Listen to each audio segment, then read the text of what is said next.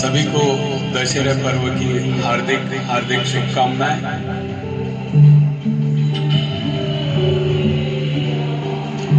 सभी लोग जानते हैं अपने अपने कर्मों का खेल, कि सभी जानते हैं अपने अपने कर्मों का खेल, वरना माँ गंगा के किनारे बेवजह भीड़ नहीं होती।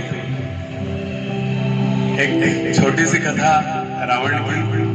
आज दशहरा है, हम आज एक सच्ची कहानी जानेंगे कि आखिर रावण की मौत का सबसे बड़ी वजह, सबसे बड़ा कारण क्या रहा। आज उसी पर हम बात करेंगे। रावण की बहन का नाम था शूर्पणखा। सुना है सभी ने, है ना। शूर्पणखा का नाम शूर्पणखा क्यों पड़ा? क्योंकि उसके जो नाखून थे वो सूपे जैसे थे, इसलिए उसका नाम शूर्पणखा रखा गया था। शूर्पणखा एक विद्युत जीवा करके एक योद्धा थे, उनसे प्रेम कर बैठी थी और उसी से फिर उन्होंने विवाह कर लिया था। विद्युत जीवा जो योद्धा थे वो कालगी राजा करके एक राजा हुआ करते थे, उनके यहाँ पर सेनापति थे। ठीक है, अब चूंकि इनका प्रेम विवाह हो गया था और चूंकि रावण जो कि परम ज्ञानी, परम बलशाली, और वो उसका पूरा मकसद था कि मैं पूरी सृष्टि पर कब्जा करूं, पूरी सृष्टि पर विजय प्राप्त करूं, तो उसने कालगी जो राजा है उसके राज्य पर भी हमला की योजना बनाई, आक्रमण किया। पर कालगी राजा ने सर झुकाने से बिल्कुल मना कर दिया। और रावण ने ये जानते हुए भी कि शूर्पणखा का पति जो विद्युत जीवा है, जो उस सेना का सेनापति है, उसने फिर भी आक्रमण किया और विद्युत जीवा का वध कर दिया। जब ये बात शूर्पणखा को पता लगी तो उसे बहुत गुस्सा आया और फिर उसने ये सोचा कि रावण तो बहुत बलशाली है, पराक्रमी है, मैं उसका कुछ नहीं बिगाड़ पाऊंगा। पर मन ही मन फिर उसने श्राप दिया कि जैसे ये मेरे पति की मौत का कारण बना है, एक दिन इसकी मौत का कारण मैं बनूंगी।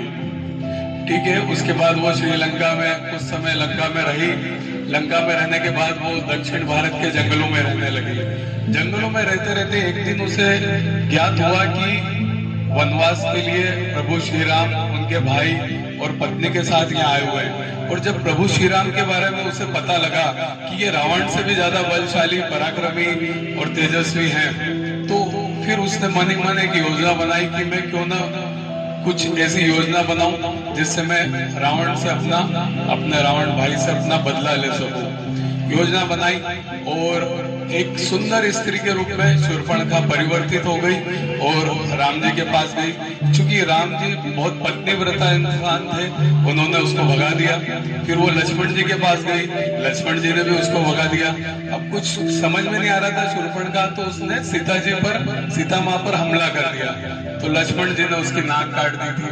सबको पता है कि लक्ष्मण जी ने शूर्पणखा की नाक काट दी थी। कटी हुई नाक लेकर वो रावण के पास गई और बोली कि जिसका भाई इतना बलशाली, पराक्रमी है, एक वनवासी ने उसकी नाक काट दी। उसको बहुत गुस्सा आया और बोला कि आप सृष्टि पर विजय पाना चाहते हैं, लेकिन जो दुनिया की सबसे सुंदर स्त्री है माँ सीता, मैं आज उसके दर्शन करके आई, मैं उसको देख के आई हूँ। अगर आपने उससे विवाह नहीं किया तो काई का सृष्टि पे आप कब्जा कर लेंगे।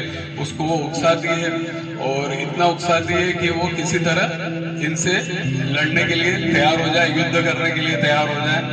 तो रावण की बुद्धि भ्रष्ट हो जाती है और वो सीता का हरण कर लेते हैं। सबको पता है कि रावण सीता का हरण करने जाते हैं। उसके बाद श्री राम जी लंका पर चढ़ाई करते हैं और रावण का वध कर देते हैं। तो इस कहानी से हमें यही शिक्षा मिलती है कि अगर अपने कर्मों का ही फल हमें मिलता है, अपने कर्मों का ही फल लौटकर हमारे पास आता है। अगर शूर्पणखा के पति को रावण ने नहीं मारा होता, उसका वध नहीं किया होता, तो शायद रामायण में रावण का वध नहीं हुआ होता। तो उसका जो मेन कारण रहा है वो शूर्पणखा रही।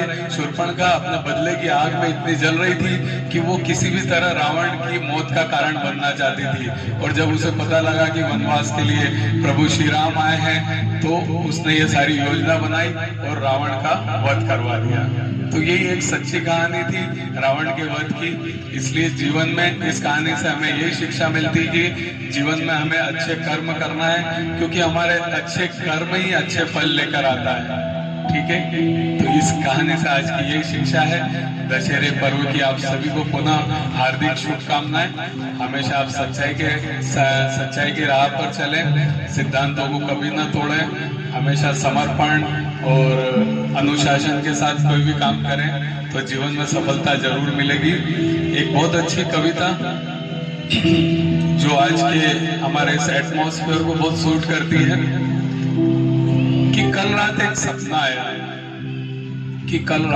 एक सपना आया, अपने आप को खुदा के साथ पाया। देख के वहां का माहौल थोड़ा सा घबराया, क्योंकि राम और अल्लाह को एक साथ खाते हुए पाया। हैरान होकर मैंने पूछा, माफ कीजिएगा, थोड़ा मेरी तरफ भी ध्यान दीजिएगा, ये आप दोनों एक थाली में खा रहे हैं, वहां आपके बंदे एक दूसरे को खा रहे हैं। काश आपने संसार में बनाया होता, और बनाना ही था तो केवल इंसान बनाया होता, उसके ऊपर ये मजहब का स्टैंप न लगाया होता।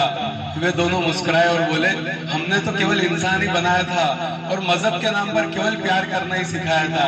ये तो तुम जैसे लोग हैं जिन्होंने इस प्यार के धागे को काट दिया और इंसान और मजहब को अलग अलग भागों में बांट दिया। अब जाओ, हमें परेशान मत करो, इस तरह कुछ दिन और लड़ लो, लेकिन एक बात ध्यान रहे, जिस दिन इंसान केवल और केवल प्यार को ही अपना मजहब बनाएगा, उस दिन शांति का सैलाब आएगा। थैंक यू, धन्यवाद।